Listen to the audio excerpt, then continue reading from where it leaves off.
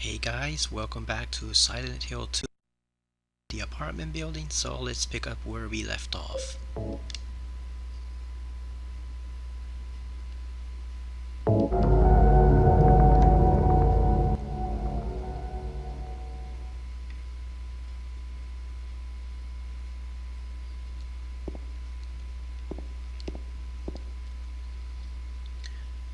So this is the first major portion of the game. This is where you're going to be spending the majority of your time. I wish we spent more time at the other places and less at the apartment building, because this is the most boring part of the game. This is a pretty generic apartment and you're really just searching for clues about what's going on, but oh well, someone has to do it, right James? So this can go either one of two ways. Either we can go up to the second floor and grab the flashlight, or we can head upstairs and explore around a bit. But that's useless since you can't really see anything, which means that James can't pick up items or interact with anything. So let's go get the flashlight and take care of that first.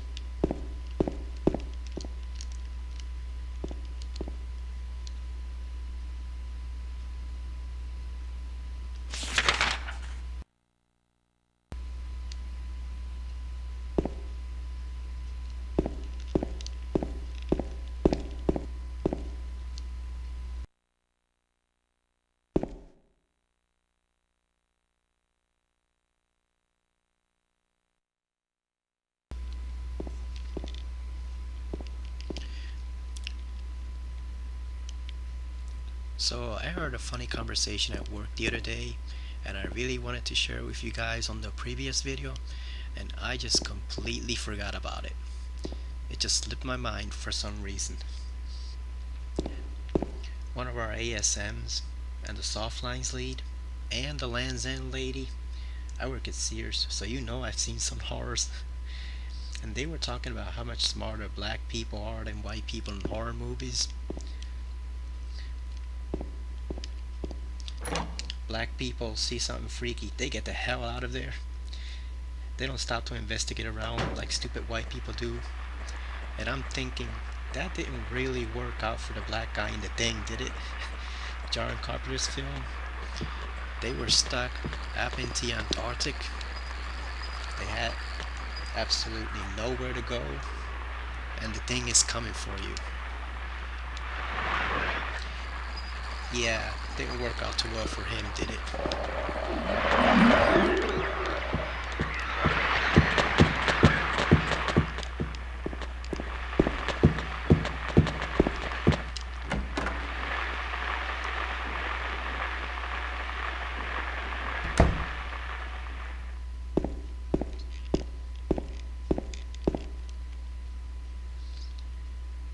This dress seems familiar. And the sweater. I got a flashlight.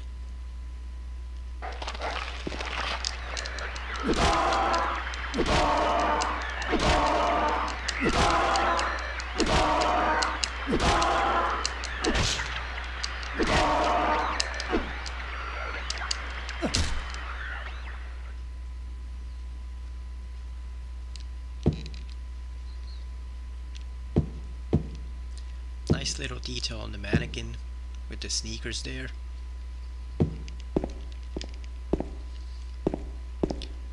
But yeah, black guys don't really fare too well in horror movies and games, do they? Deputy Wheeler in Silent Hill Homecoming, Marvin Brana in Resident Evil 2, the cop from Resident Evil 7, who is known by one of my favorite YouTube players as Officer Chocolate, because he doesn't have a name. He doesn't have any other name.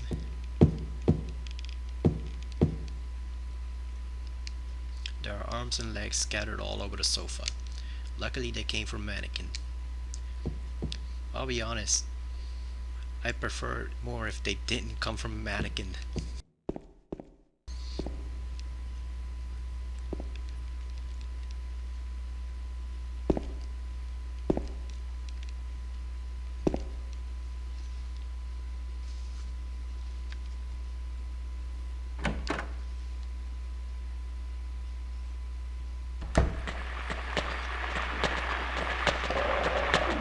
think it's intentional. It's not really racist, although it certainly comes across that way.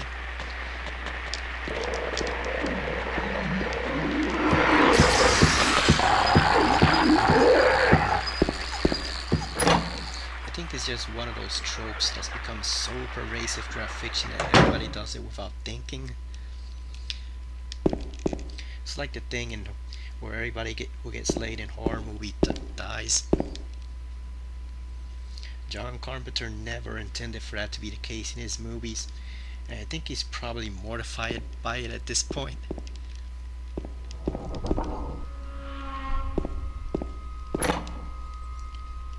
The point he was trying to make was that because Jamie Strode wasn't distracted by a boyfriend, she could notice things that others didn't. But then Sean S. Cunningham got a hold of it. Everybody started to copy it. Everybody just picked it up and ran with it. Sex is the natural part of life, man. That shouldn't automatically entitle you to death if you have it. There's a key on the ground on the other side of the bars. If I stretch my arm out, I just might be able to reach it. Will you pick it up?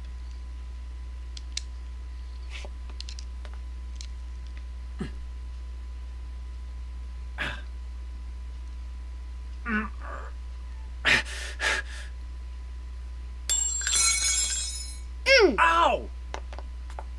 Ha ha. Hey, wait! Damn it. I can't reach it no matter how far I stretch. But who's that kid?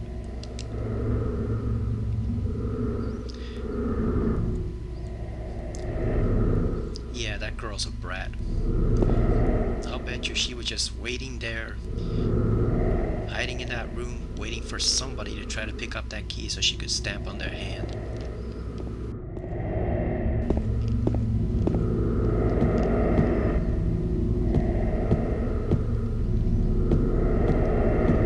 That girl needs a spanking.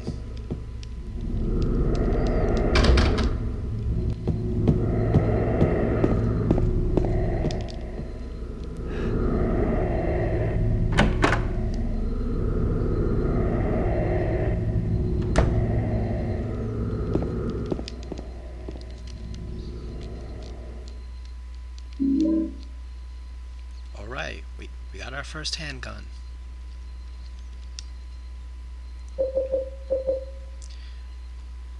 Full clips holds 10 bullets. Light handgun, not much stopping power, but easy to use.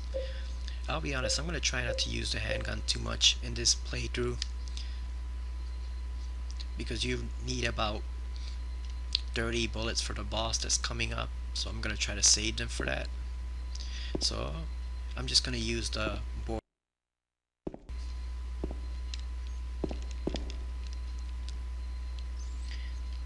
It's funny, they asked the Japanese developers in an interview about the meaning of what the meaning of this was, and one of them responded that it was a commentary on how easy it is to get a gun in America.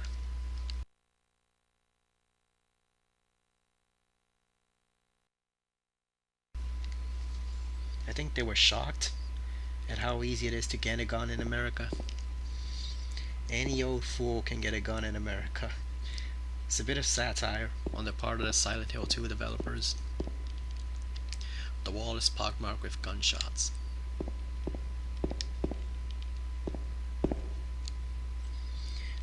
It's like the thing in Metal Gear Rising: Revengeance with Senator Armstrong, where they thought, let's put the craziest politician we can as a villain in the game. Because that'll never happen in real life, right?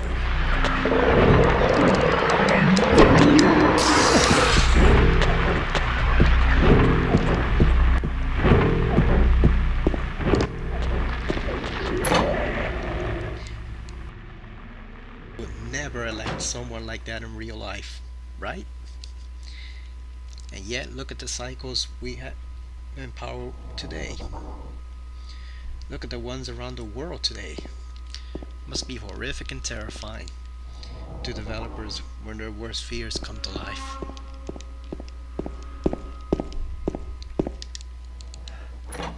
Guys, that was a joke.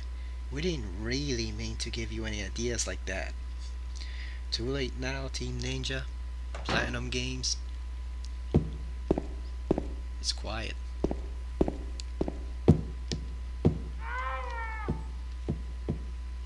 What was that? Some kind of noise north of here. Well, we're not going north, then. We're going east. You notice there are no enemies around here for a moment, so it's a pretty good moment to explore around a bit.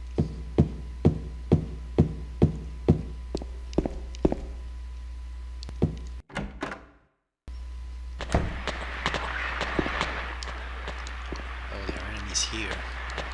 There's the first one.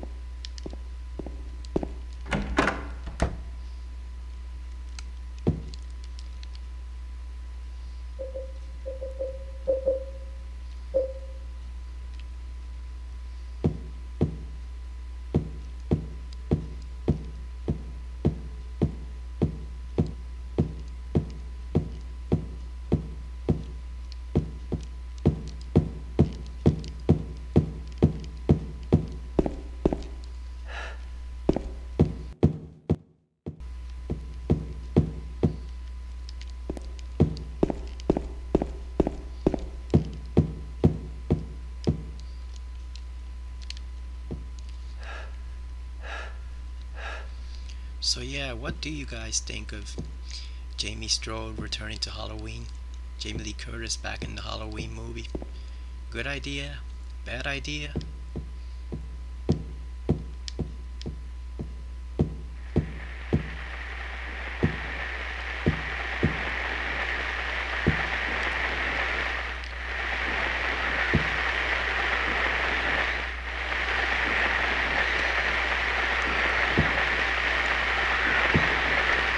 There he is.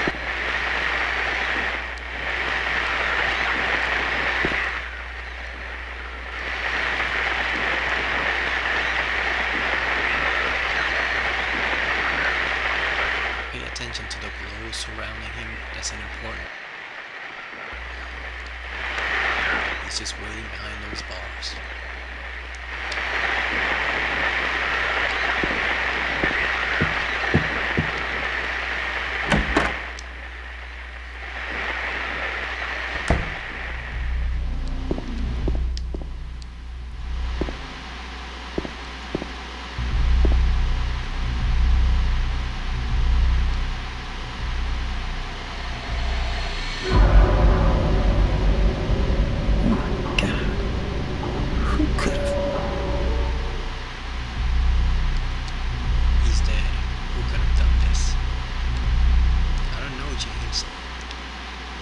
guy standing outside, glowing red, covered in blood, with a triangle on his head.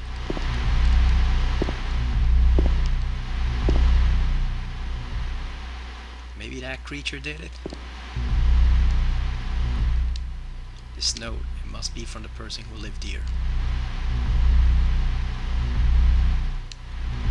3 needles stand of 3 different heights. The fat, the tall, and the thin. From slow to fast, they move to the right. Scott rests not on 3 but 15.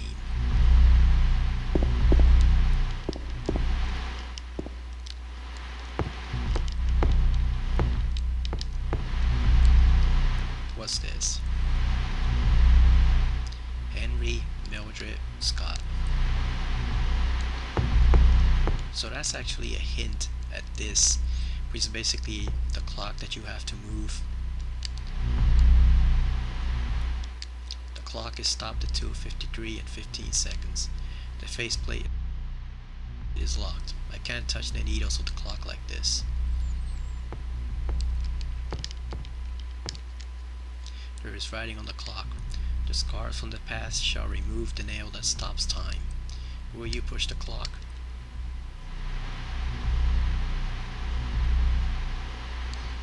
No matter how hard I push, it doesn't move. It's like it's stuck to the ground. Yeah, you need a key from another room in order to open that clock, so you can rearrange it to the exact time the needles play. So let's go get that key.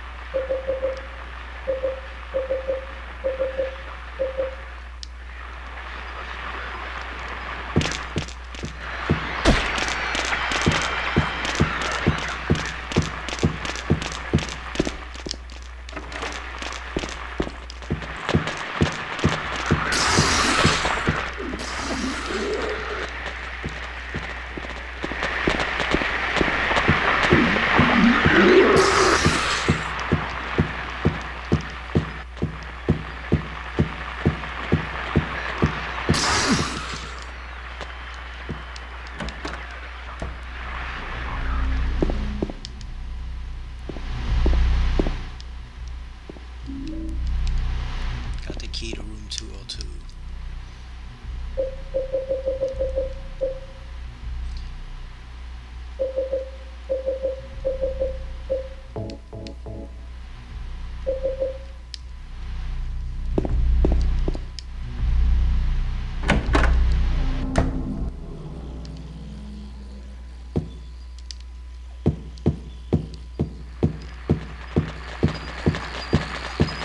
Those guys are annoying as fuck, I tell you. The straight jackets with that spitting thing. The regular difficulty, but here it really takes off a lot of your health.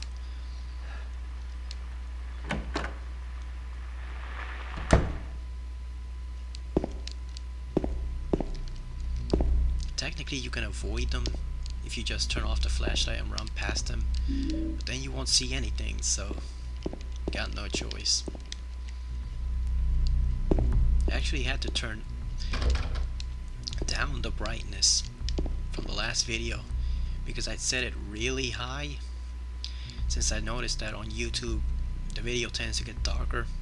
And when I realized this is a dark game, it's supposed to be a very dark game, and you could see way too much. There's nothing inside the cage. Yeah, like there was literally no tension or shadows, like it was completely bright. I had to turn it down. But the downside is now you can actually see those fuckers. If you turn off the flashlight, or just run right into them. So those butterflies are actually a neat little hint at something else. The body of a dead butterfly is on the ground. There's nothing else of interest. It's too dark to tell for sure, but I think there's something on the other side of the hole. Go you investigate.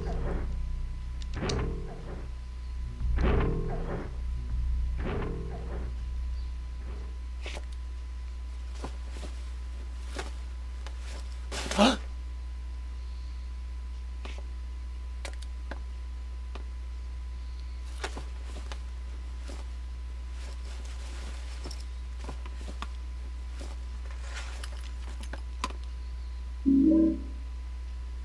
Got the clock key.